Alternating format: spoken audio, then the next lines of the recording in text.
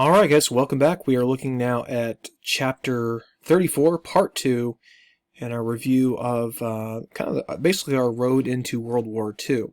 And we're back on the topic of neutrality and Hitler. And in 1939, August 23rd to be specific, Hitler does something pretty dramatic. He signs a non-aggression pact with Stalin.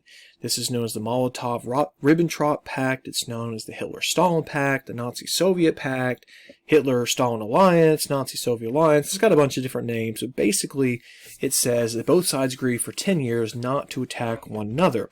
This is a big deal because Hitler, of course, as a fascist, and Stalin as a communist are ideologically opposed. They see each other as the enemy. So for two guys who hate each other just to the core, to all of a sudden being, friends and working together, that's pretty weird and pretty scary for the rest of Europe. In particular, of course, Poland, because Poland's right smack dab between Germany and the Soviet Union, and for those two people to be in bed with one another really freaking Poland out. And in that agreement, Hitler and Stalin agreed secretly to divide Poland up between the two in the future at some point. Now, this brings us to the spark of the war itself. So to understand what happens next, we have to go back to World War I. At the end of World War I, Germany was punished pretty severely by the Treaty of Versailles. And what had been an empire that looks like this, well, Germany lost land, in part to create Poland. So Poland is created right here, and that land right here is given to Poland so they can have access to the sea, and that means that what had been one Germany is now kind of lumped into two pieces. And that thing called the Polish Corridor is something that Hitler believed he had to recover for Germany. So when Hitler demands it from Poland, he's expecting them maybe just to roll over like Czechoslovakia had, but that's not what happens. Poland refuses. Hitler invades on September 1st, 1939, which begins the war because France and Britain declare war on Germany to protect Poland's sovereignty. So now we've got World War II officially going in Europe. Back in America, France and Britain come to us with open arms and say, we need goods, we need weapons, we need stuff. The problem is to supply them with those things would violate those neutrality acts we just looked at. And for 6 weeks, there's a pretty intense debate on what to do next. But what comes out of it is a pretty dramatic shift in American foreign policy. There's FDR talking to Congress with his fireside chat. Fireside chat. Yep. And this results in a new Neutrality Act, one we're just going to call the Neutrality Act of 1939. And this says that Europeans can buy weapons from us on a cash and carry basis. That means they pay cash up front and they carry the stuff back to them. It's not going to be on American ships. It's not going to be bought on American loans. This would avoid a lot of those things we saw with World War I. It would avoid German submarines, hopefully, and any need to become financially entangled in another world war. This would also help push down American unemployment and help lead to the end of the Great Depression because more Americans would be at work so they can produce the stuff that Britain and France needs. Well, France is not going to stay in this war super long. What's going to happen is in April 1940, so about 6 months after his invasion of Poland, Hitler first goes north into Denmark, which would be kind of right here, and then Norway, which would be up here. And then on May 1940, he invades the Netherlands and Belgium and Luxembourg down here on his way to attacking France. And this is all one quick strike. You might remember the word blitzkrieg from world history, lightning war Hitler's using. And on June 22nd, 1940, France surrenders. And this is just a real shot to the gut here in America, because if you think about this, France had held out for 4 years against German attacks in World War I, and Hitler's able to conquer the country in about 6 weeks. So dramatic, shocking, whatever you want to call it, it's a big deal. I mean, to see Hitler parading around, kind of taking a victory lap in Paris was something that was obviously pretty uncomfortable for most Americans and pretty much the rest of the world to see. So back in America, this fall of France has a dramatic effect on us. The isolationists begin losing ground on when it comes to the messaging, although they're certainly not going away, as we're going to talk about in a second. But a lot of Americans wake up to the idea that really Britain is kind of it. Britain's like the last hurdle that Hitler has, and Hitler controlling pretty much all of Europe would be disastrous for America. So our survival is tied to Britain's survival. A lot of Americans begin opening up to that idea. And to that end, Congress is going to set aside $37 billion to build up our military, especially getting the Navy going, building more ships and such. And yeah, that $37 billion is a lot of money. I mean, this is more than any of the New Deal budgets from any of the years of the New Deal. It's more than we spent on all of World War I. So we're spending a lot of money. We're also going to put Americans into uniform for the first time in peacetime. We'd had drafts in World War I and the Civil War, but those had been in the context of the war. This is our first ever peacetime draft. Pretty dramatic how quickly America is shifting from its isolationist policy to a more engaged policy. This brings us to Britain, and can Britain hold out was the question. And geography, of course, is on Britain's side. The English Channel is going to protect them from a land invasion, so Hitler can't just blitzkrieg across the English Channel because Britain's got the best navy in the world. So he's going to attempt at first to soften Britain up using airplanes. He's going to bomb Britain, hopefully, in his mind, to submission, or at least soften them up to where Hitler can invade. We call this the Battle of Britain.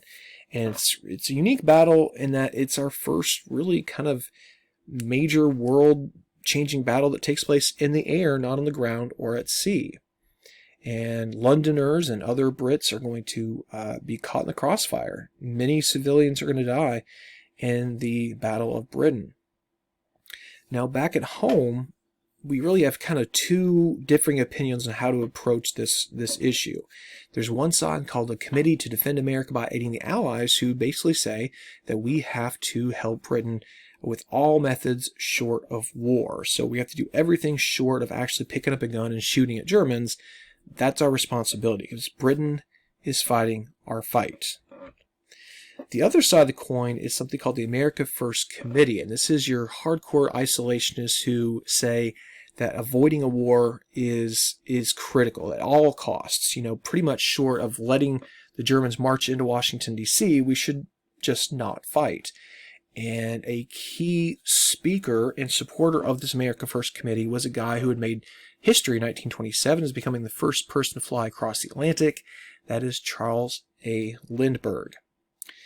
And we were going to do this in class. I was going to have you guys draw some appeasement cartoons, but, things come up. So here are some cartoons to look at. We've got, I don't know if this is a lion or tiger. I'm going to go lion. And he is eating up, it looks like Neville Chamberlain, perhaps, of Britain. Got the top hat there. And obviously appeasement is not a very effective strategy, according to this cartoonist. Here's one by Dr. Seuss. I got the America First Committee sitting in their bathtub, and he's feeling pretty safe. Nothing to worry about here in our Western Hemisphere. Nothing bad can ever come to us in this part of the world. So now we're up to the election of 1940, and Republicans are feeling a little confident that maybe 1940 will be their year. They haven't won since 1928. Can they defeat FDR? That's the question. And they nominate a guy from Indiana named Wendell Willkie. Now, Wendell Willkie was a lawyer by trade. He was kind of Hoover-esque in that he was, down to earth, doesn't have a lot of political experience.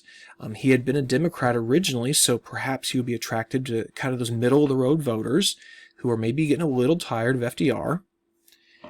And Willkie is running on kind of a difficult platform because he's not coming out and necessarily saying the New Deal is bad. He's saying that the New Deal is not bad, it's just too extravagant, too inefficient, too corrupt. And so if your message is, I can do what my opponent's doing but better, a lot of people are going to ask why even vote for you in the first place. What is so bad exactly about FDR? And how are you going to fix it? And that's going to make a lot of people nervous that what FDR was doing was helping some Americans, certainly, and you don't want to change that by choosing Wilkie. I love these campaign pins, all these attacks on FDR, right? Eleanor, start packing, the Wilkies are coming. And 2 good terms deserve arrest. Dr. Jekyll of Hyde Park. This is a play on the fact that Roosevelt was from Hyde Park, which is in New York. And financial debauchery, run riot, FDR. So good stuff there, good humor.